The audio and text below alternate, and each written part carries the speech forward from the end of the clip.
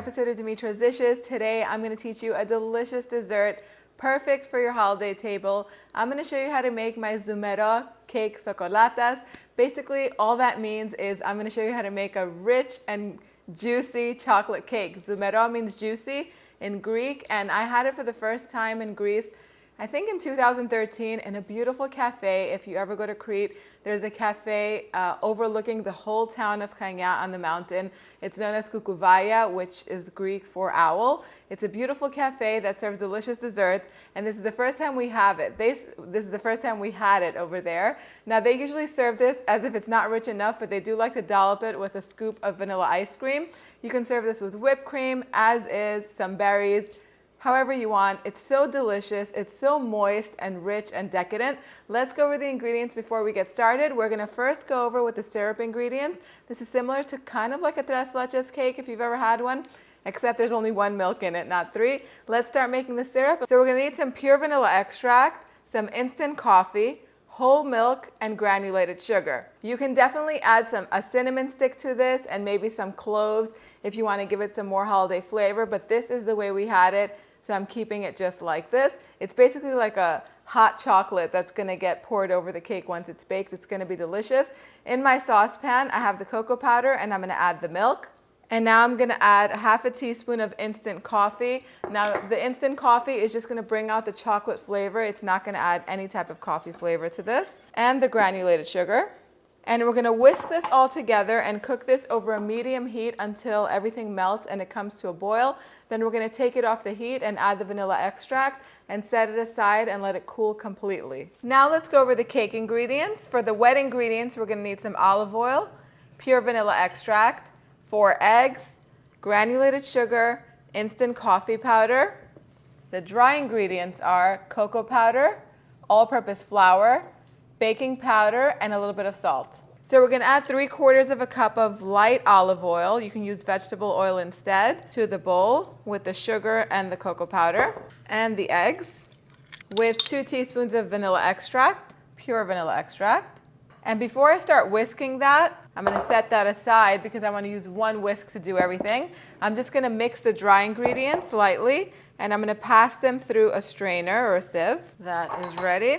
Set that aside. And now I'm just going to whisk the wet ingredients all together until everything is combined. You don't need a mixer for this, just a bowl and a whisk is good. If you want to use your mixer, you can go ahead and do that. That's fine with me. And one main ingredient in the wet ingredients that I forgot is a cup of milk. Whole milk is best, and it is best if it's at room temperature or slightly warm. Mix everything all up. Now the wet ingredients are all combined.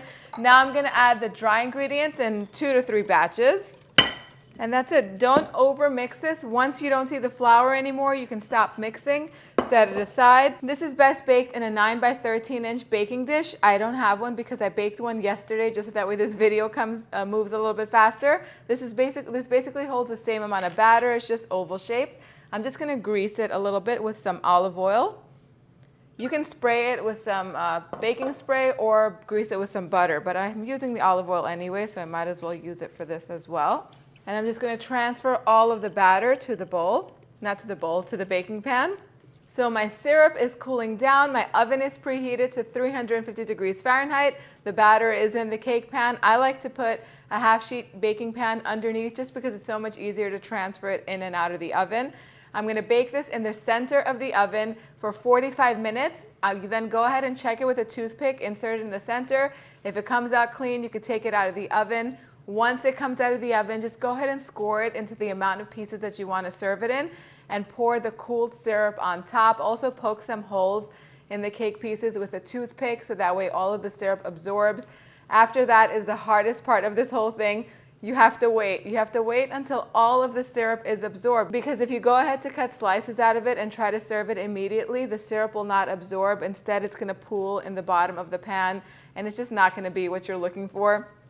Let it sit for a good 1 to 2 hours. This is a great cake to make a day ahead of your party or a day ahead of whenever you're going to serve it, so that way all the syrup distributes evenly. I will show you what it looks like as soon as it's ready. So the cake baked for 45 minutes. It does take about 2 hours for all of the syrup to absorb. If you were to cut into it and serve it right away, then the bottom would have the syrup in it and the top would be dry.